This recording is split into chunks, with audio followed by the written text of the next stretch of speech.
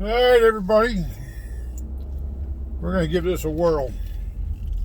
This is Trucking 101. Listen, there's a lot of things I don't want to do to make money. But I do them. Okay? Flat out. It can be a bitch. Give you an example. I just canceled my contract with one company and I'm starting with another one. They told me that my drug test expired after 30 days and I had to drive another hour back to the doctor's office to take another drug test. About an hour back down to the house. Now I'm going to drive another hour down to the dealership to find out what's going on with my truck.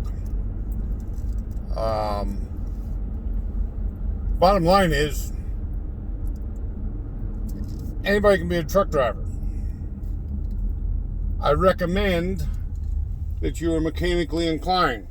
You don't have to be mechanically inclined to own a truck, but it helps. Bottom line is, look, you're going to do the work. You're going to do the hours. You're not going to look at trucking like it's by the hour and I get time and a half over 40 and I want top rate, and it just don't work that way, guys. It don't work that way.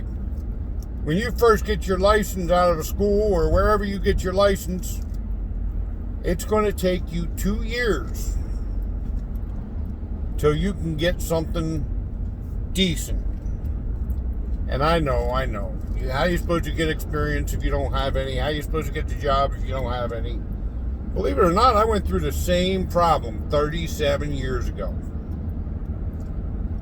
You work for something, you work cheap. They'll give you a chance. Bottom line is, once you do your 2 years, no, I'm not going to tell you that you can name your price. I'm not going to tell you that you're going to become a millionaire driving a truck. Ain't going to happen. Okay? That is not trucking. That's not the way it is. You will never go hungry. I will tell you that. You'll never go hungry. You will always have a job, because there's always a job out there. I don't recommend, like Steve, that bounces from job to job to job to job, thinking the grass is greener on the other side. He gets there for 3 months and realizes it's the same crap. Let me tell you something. A dispatcher, a recruiter, whoever it is, will tell you anything they can tell you to get you to sign on and come work for them. And then when you get there, you find out, well, they lied. Newsflash, they all lie. They're just like lawyers, okay? So, sorry, I didn't mean to pick on anybody that's a lawyer.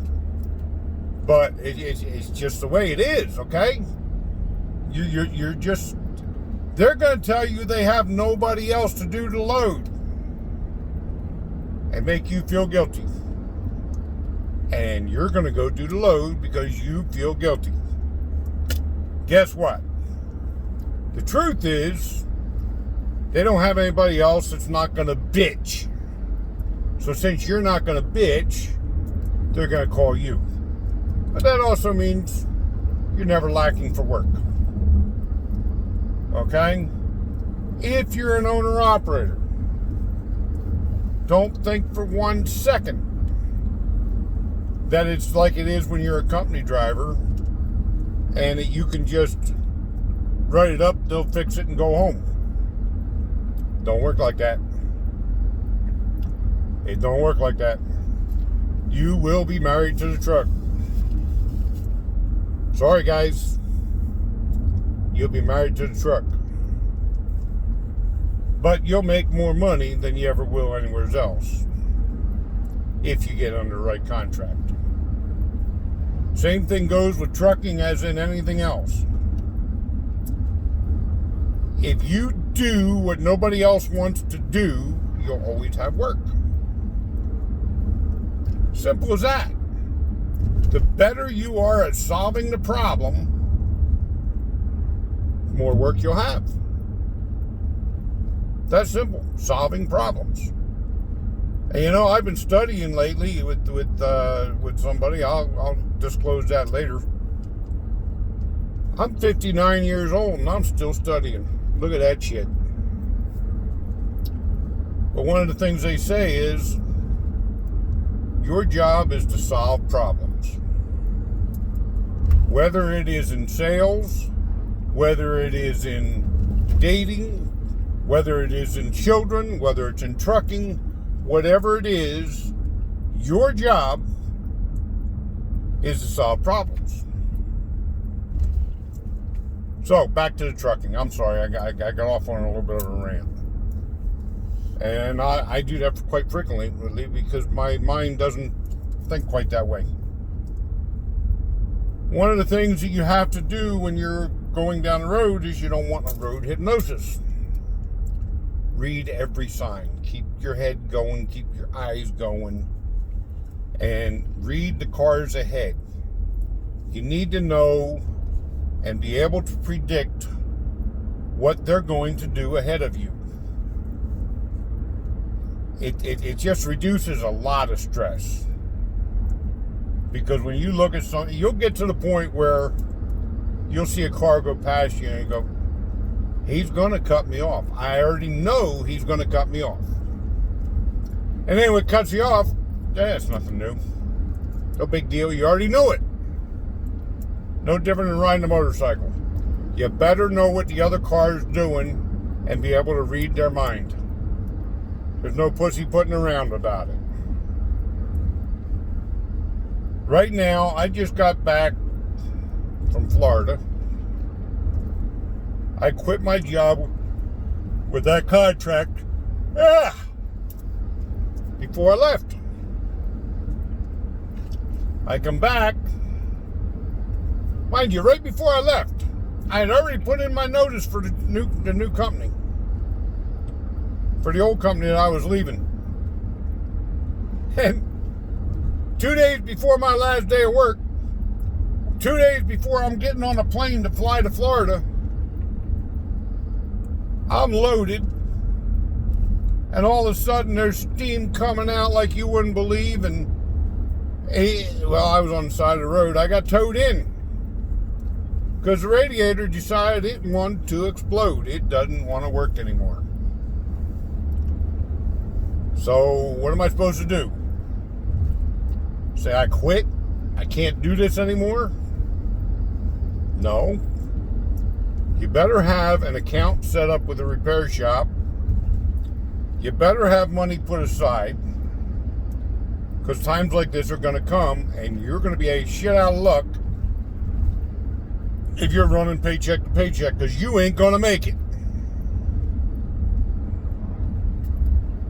Bottom line is, there's nothing wrong with trucking. I put kids through college. I bought houses. The only reason I left this contract that I'd been on for years is because I realized I wasn't getting a rate increase in 20 years. New company offered me a higher rate. So I'm going over. That means that I'm putting them on trial. I will do that job for a minimum of 1 year to determine if it's what I want to do or not. Well, bottom line is whether I get paid enough, because when you're in trucking, no matter what you're doing, as long as it's paying the bills. Now, I pull tankers and I pull hazmat. I don't like taking a hazmat test every 4 years. I don't like going for drug tests all the time, even though I don't use drugs. Taking a breathalyzer test, even though I don't drink. Watch that, guys. Don't be using that CDB or whatever kind of oil it is. Don't be smoking pot. Don't be drinking a lot. Because if you do, you will not be in trucking. Trucking is one of those jobs that, well, flat out, it's the most regulated industry.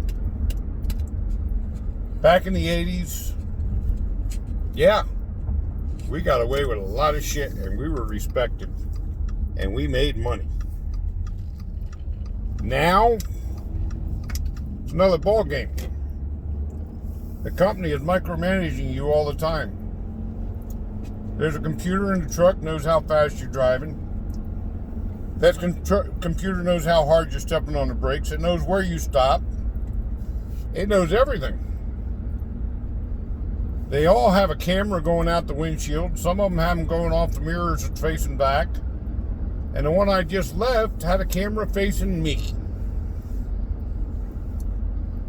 Okay, you can call it invasion of privacy. No, I'm not doing this job because of the camera. Wah, wah, wah, wah.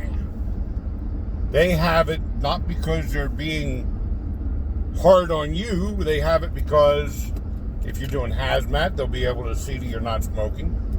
If there's an accident, they'll be able to see that you have your seatbelt on. They'll be able to see if you dozed off or not. Bottom line is it's checks and balances. But on the same token, we used to have 8 hours off. And we wrote it in a book. And the boss would try to get you back in 6 hours. And give you that sob story. And you would doctor your logs. Now, there's a computer. I must have 10 hours off. And there ain't shit me or the dispatcher or the boss can do about it.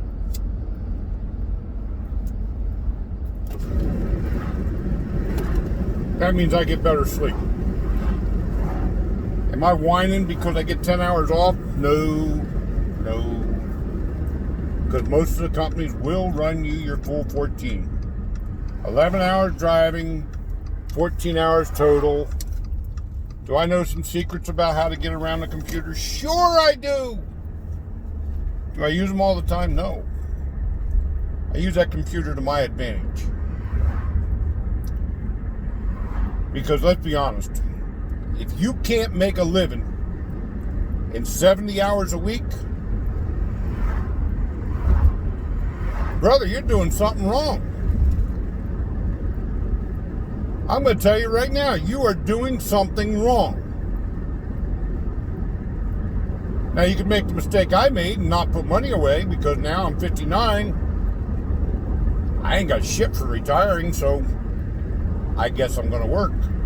Actually, I'm going to invest, and I've been going back to school to learn how to take care of that problem. But if you're young, you better start that retirement account.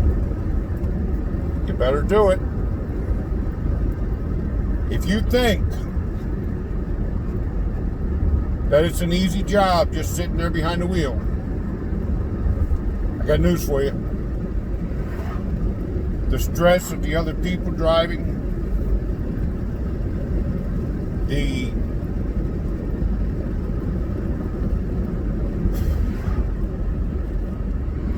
okay. You get people that make $8, $9 an hour and wear a piece of tin on their shoulder, on their chest, and the patch says security company, and you get to the gate and they're going to be real cocky with you, like they're the boss, and in a way they are, and you're sitting there thinking, I make twice, almost 3 times what you fucking make. What the fuck? And they'll tell you to park over there until they're good and ready to call you. Shut your mouth. Do as you're told. And you'll get unloaded. Give them a hard time. They'll give you one back. I promise you. I've been there. So now I'm going down to the dealership to pick up the fenders that I'm going to install myself. Check on my repair of my truck. Probably take the truck back to the old company so they can take the computer out of it. Then get somebody to give me a ride over to the truck from my house tomorrow night or next night to take the truck back home. Then I got to take the truck for an inspection. Then I got to take the truck down to them to get the computer put in it.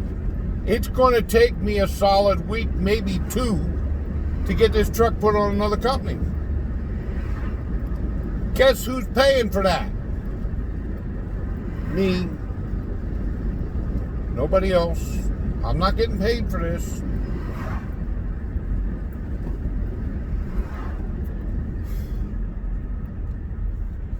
I guess all I'm trying to put across to you is it's not all roses. But it's not all shit either. You'll learn that there's better days ahead. You'll make decent money. Your kids will miss you. Your wife will miss you. I hope you got a good relationship because you're going to need it.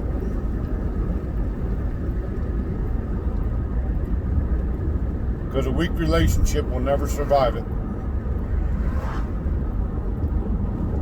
If she thinks that you're going to be home at 5 o'clock for dinner every night,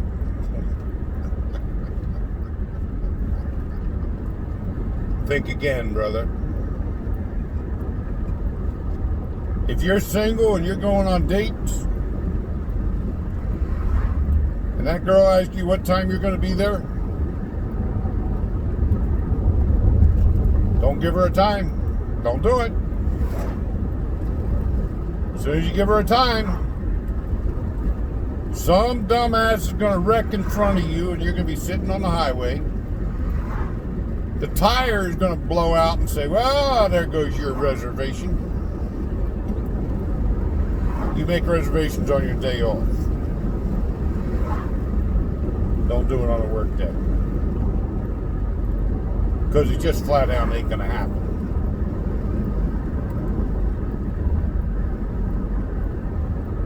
Unless